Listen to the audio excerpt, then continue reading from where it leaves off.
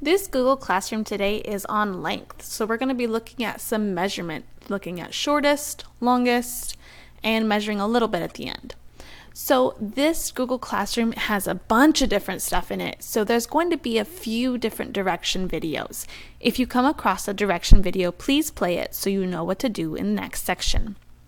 In this first section, we're going to be doing which is longest for the yellow ones and which is shortest for the green ones. So each of these slides has a whole bunch of pictures that are different lengths. You're going to take your green check mark and you're going to put it on either the longest one, if it's a word that starts with L and is yellow, longest, or you're going to take your green check mark and put it on the one that is shortest, S-H, shortest, for the green words. So let's do one together. Which is the longest? And I'm looking at all of these Big Ben clock towers, and I see that this one is the longest, so I'm going to click and hold the green check mark and drag it over to the longest one. Easy peasy.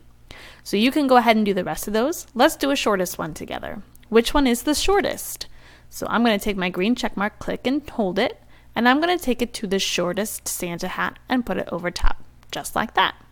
And you can go ahead and do the rest of those.